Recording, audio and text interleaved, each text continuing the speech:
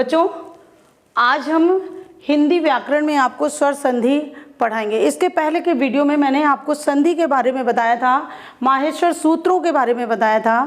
आज माहेश्वर सूत्र से प्रत्याहार कैसे बनाए जाते हैं और उन प्रत्याहारों से सूत्र कैसे बनते हैं, उन सूत्रों से हम परिभाषा या संधि को किस तरह से समझ सकते हैं, ये आज हम आपको बताएंगे। तो चलिए बनाते हैं। प्रत्याहार क्या होते हैं और कैसे बनते हैं। तो जो हमने ये माहेश्वर सूत्र पढ़े थे, ऐ उड रिलिक एओंग एओच है वरट लर्न, ये हमारे स्वर संधि में इतने ही सूत्र आते हैं, इसलिए मैंने इतने ही लिखे हुए हैं।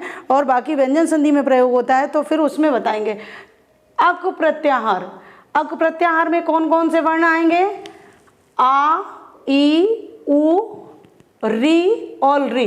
ये अंतिम वर्ण किसी भी माहेश्वर सूत्र का प्रयुक्त नहीं होता, ये केवल लिखने के लिए होते हैं। तो हमारे अक प्रत्याहार में आ, ई, उ और री, ये हमारे अक प्रत्याहार हो गए। अब इक प्रत्याहार, तो इक में ई, जहाँ पे पहला अक्षर है वहीं से शुरू करेंगे। ई, उ, री और री। इक में आएगा ई, उ, री और री। तो एच प्रत्याहार में ए कहाँ पर है? ए, ओ, ए, ओ, ये हमारे एच प्रत्याहार के वर्ण हैं। ए, ओ, ए और ओ, ये हमारे एच प्रत्याहार के वर्ण हो गए। और यण, यण प्रत्याहार में या कहाँ पर है? हा, या, व, रट है, या व रट का या से शुरू करेंगे। या, व, रा, या, व, रा और ला, ये यण प्रत्याहार है। अंतिम वर्ण इसका भी नहीं लेना और ये भी नहीं लेना। इसके बाद है अच प्रत्याहार। तो अच में शुरुआत आ से ही करेंगे और जितने भी वर्ण हैं वो चा तक, ए, औच, चा तक का सारे लिए जाएंगे। तो इसमें क्या क्या आएगा? आ, ई, उ, री, ए, ओ, ए और औ, ये हमारे प्रत्याहार अच के वर्ण हैं। अब इन्हीं वर्णों पे, इन्हीं प्रत्याहारों से ही संधि के सूत्र जो है वो पढ़े जाते हैं। हमने आपको बताया था दीर्घ संधि में, दीर्घ संधि का सूत्र था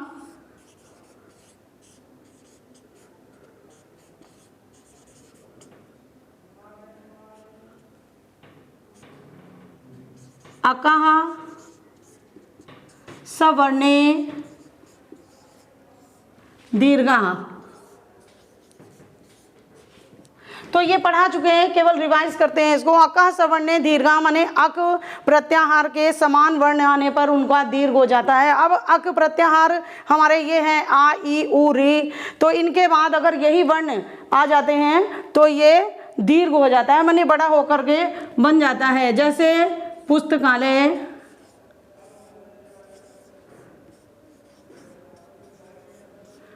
पुस्तकालय में पुस्तक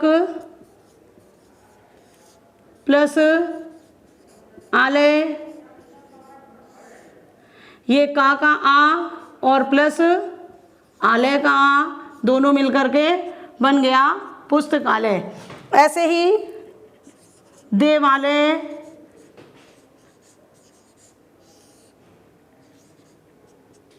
देव प्लस आलय,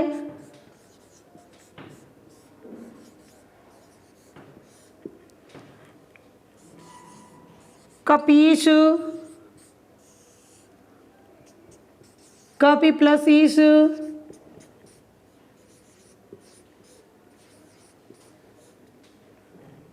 विद्यालय,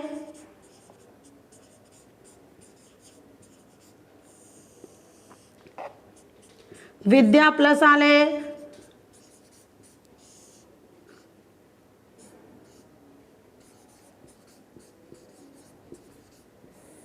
तो ये हमारे दीर्घ संधि के उदाहरण थे। अब हम आपको गुण संधि का सूत्र के अनुसार उदाहरण लिखकर बताएंगे। दूसरी हमारी स्वर संधि का भेद है गुण संधि और इसका सूत्र है आद गुणः, माने आ को गुण हो जाता है। इसकी परिभाषा अगर हम लिखें तो ह्रस्व अथवा दीर्घ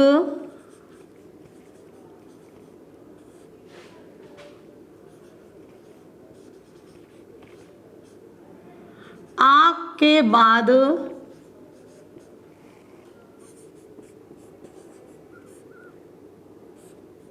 ई ऊ री आने पर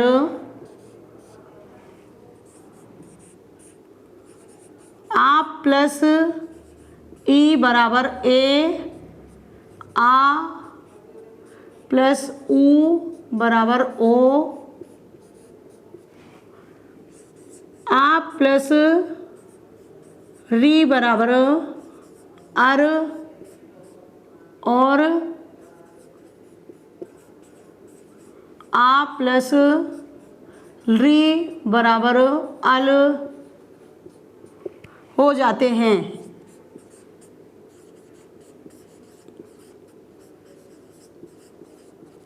अब ह्रस्व अथवा दीर्घ यहाँ पर दिया हुआ है तो छोटा हो या बड़ा हो, इसके बाद छोटी ही हो या बड़ी ही हो। ह्रस्व दीर्घ का मतलब है कोई भी अक्षर कोई भी वर्ण आ जाए, ई ऊ री आए तो आ प्लस ई बराबर ए हो जाएगा, आ और ऊ बराबर ओ हो जाएगा, आ प्लस री बराबर अर और आ प्लस री बराबर अल हो जाता है। अब इसे उदाहरण देख करके समझते हैं, जैसे देवेश। अब इसका अगर हम विग्रह करें तो देव प्लस ईश,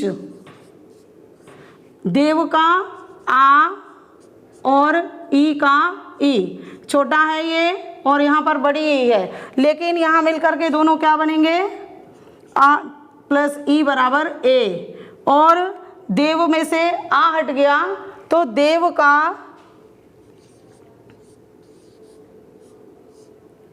प्लस आ हटाने के बाद वा में हलंत लगा कर लिखेंगे ए और प्लस शा मिला करके लिख देंगे देव। अब ये ए इस पर मात्रा बनकर लग जाएगा, देवे और शा लग जाएगा वापस, देवेश। ये आपकी गुण संधि बनी। ऐसे ही महोत्सव, ऐसे सुरेश भी ऐसे ही बनेगा, सुर प्लस ईश और सुर में से आ निकाल करके ईश का ई निकालेंगे, दोनों ए बनेगा और शब्द बनेगा आपका सुरेश। अब दूसरा लेते हैं महोत्सव, महा प्लस उत्सव, तो महा का आ बड़ा है प्लस ऊ, उत्सव का ऊ, और ये मिला करके बनेगा ओ, और आपकी संधि बनेगी महोत्सव। माँ में से ये हा में से आ हट गया तो मह बचा, ओ की मात्रा इसमें लग गई और उत्सव का ऊ हट गया, आधी ता सा वा मिलाकर बना दिया महोत्सव। ये आपका ओ का उदाहरण हो गया। अब उदाहरण है री का, तो महर्षि, महा प्लस ऋषि, आ प्लस री बराबर अर, और आपका शब्द बनेगा महर्षि। आ निकल जाएगा तो मह बचेगा केवल और अर लग जाएगा तो ये हा पूरा हो गया, और रा चूंकि आधी है तो ये रा शा में शी में उड़ करके लग जाएगी और शब्द बनेगा आपका महर्षि। तो ये आपके गुण संधि के उदाहरण थे। अब हम आपको वृद्धि संधि के और उदाहरण बताते हैं परिभाषा सहित। स्वर संधि का तीसरा प्रकार है वृद्धि संधि और इसका सूत्र है वृद्धि रेचि। जैसे कि वृद्धि नाम से ही ऐसे सुनकर स्पष्ट हो रहा है कि वृद्धि हो जाए माने बढ़ जाए। किसको बढ़ना है? एच को। एच हमारे क्या है? ए ओ ए और ओ। अगर ह्रस्व अथवा दीर्घ आ के बाद में ये एच आते हैं, माने ए ओ ए ओ आते हैं, तो इनकी एक मात्रा बढ़ जाती है। अब हम इसे, इसकी परिभाषा हिंदी में ऐसे लिख सकते हैं कि ह्रस्व अथवा दीर्घ आ के बाद ए ओ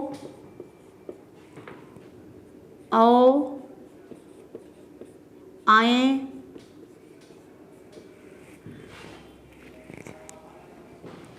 तो आ प्लस ए बराबर ए। अब ए आता है तब भी ए होगा और ए आएगा तब भी ए ही होगा, और आ प्लस ओ बराबर औ। ऐसे ही अगर आ के बाद में ओ आता है तो औ हो जाएगा, और आ के बाद में औ आता है तब भी औ हो जाता है।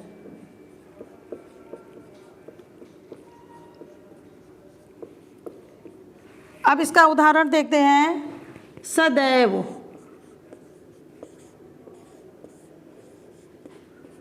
सदा प्लस एव, आ प्लस ए बराबर ए, और शब्द बनेगा सदैव। ऐसे ही एक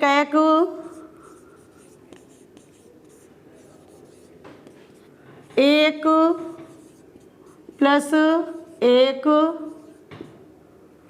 काक से आ आया और ए से ए, आ प्लस ए बराबर ए बना, और शब्द बना एक कैक।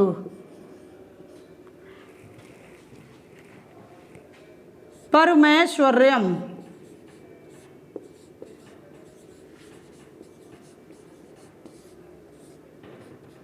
परम प्लस ऐश्वर्यम,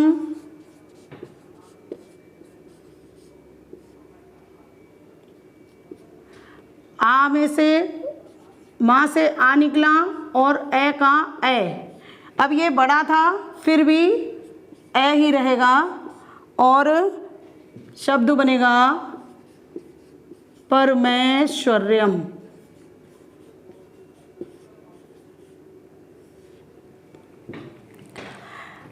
इसके बाद में वनौषधि,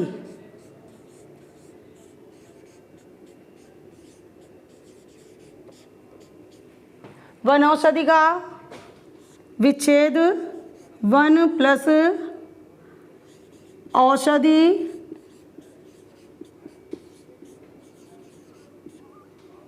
वन से ना से आ निकला और औषधि का औ बनेगा, माने जैसा है वैसा ही हो जाएगा ये, और शब्द बनेगा वनौषधि।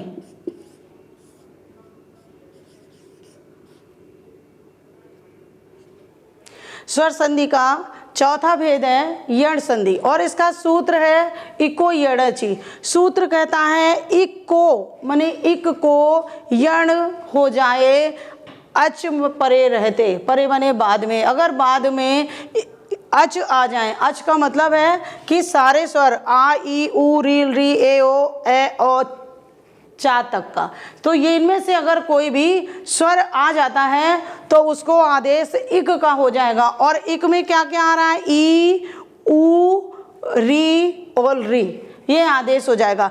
अगर हिंदी में इसकी हम परिभाषा लिखें तो ह्रस्व अथवा दीर्घ आ के बाद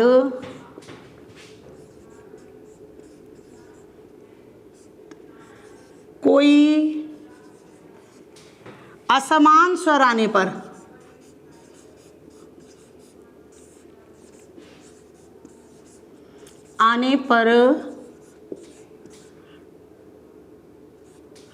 ई बराबर या,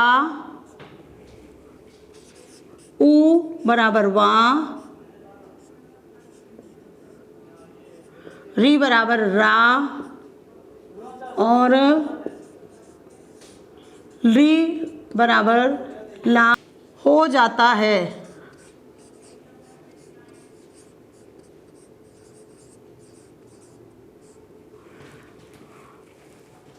अगर ई के बाद में कोई असमान स्वर आ जाएगा तो ई को या का आदेश हो जाएगा, ऊ के बाद कोई स्वर आ जाएगा तो वा का आदेश हो जाएगा, ऋषि वाला री आ जाता है तो रा का आदेश और री को ला का आदेश हो जाता है। अब इसके उदाहरण देखते हैं, जैसे प्रत्येक,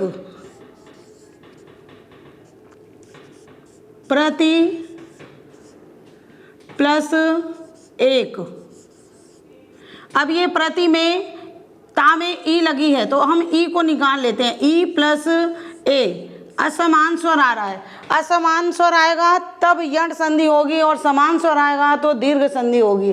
दीर्घ संधि कहती है समान वर्ण आने पर, और ये कहता है असमान स्वर, माने कोई भी स्वर आ जाए वो स्वर ना हो जो दिया गया है तो आदेश क्या होगा, तो ई को आदेश हो जाएगा या का, केवल ई का आदेश है। तो प्रत में से जब ई हटाएंगे तो प्रत आधी बचती है ता, और प्लस आपका आता है या जो आदेश हुआ है, और प्लस एक। अब इसको मिलाकर लिखें तो प्रत, क्योंकि ता आधी है और आगे स्वर नहीं मिल रहा है तो ये ता आधी हो जाएगी, और या आ गया, या में ए का स्वर मिल गया तो प्रत्येक शब्द बन जाएगा। ऐसे ही अन्वय, ये ई का उदाहरण था, अन्वय विग्रह होगा अनु प्लस आय, और अनु में से ऊ निकालेंगे, प्लस आ है आदेश होगा इसको वा का, और ऊ हट गया तो आपका बचा अन, आधा रह गया, प्लस वा और प्लस आए। तो लिखने में ना आधा है, आगे स्वर नहीं मिला तो लिखेंगे अन वय। ये आपका ऊ का उदाहरण हो गया।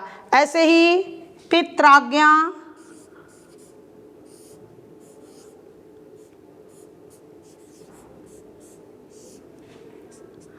पितृ प्लस आज्ञा, ये ऋषि की री है, निकाल लिया, इसमें से आ आया और इसको आदेश हुआ, रा का शब्द बना आपका पित्राज्ञा।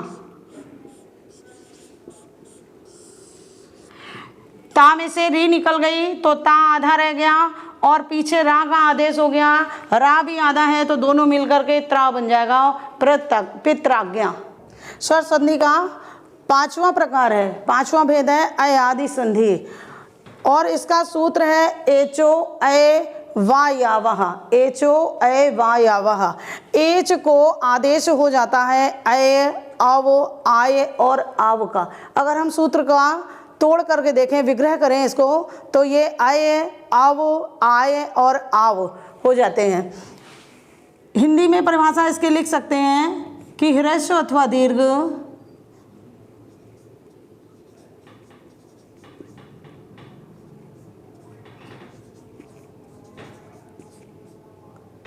एच, एच का मतलब आपके ये स्वर हैं ए, ओ, ए और औ। तो ए, ओ, ए, औ के बाद असमान स्वर आने पर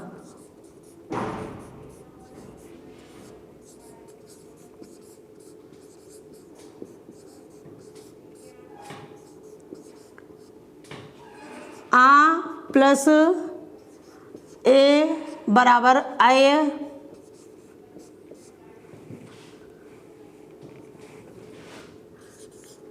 आ प्लस ओ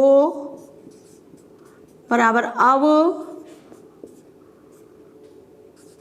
आ प्लस ए बराबर आय, और आ प्लस आव बराबर आव हो जाता है।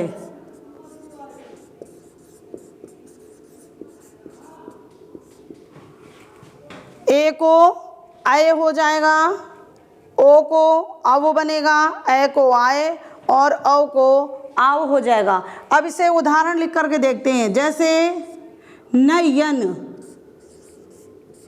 का विग्रह करें तो आता है ने प्लस अन।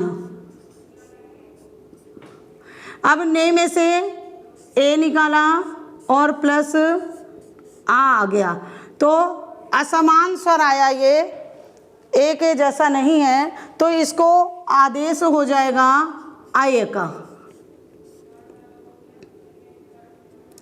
आय का आदेश हो जाएगा। और ना में से जब ए हट गया तो ना आधा रह गया, प्लस आय आ गया और प्लस अन बचा। अब मिला करके लिख देंगे तो ना आधा था, ये आ इसमें मिला पूरा हो गया, या ये भी आधा था, आय का आदेश या हलंत है तो या में ये आ मिल गया, या पूरा हुआ और ना लग गया, नयन शब्द बना। ऐसे ही नायक, नए प्लस अक, ये ए है, आ गया है तो इसको आदेश आय का होगा और आपका शब्द बनेगा नायक। अब उदाहरण ओ का देखते हैं। पवन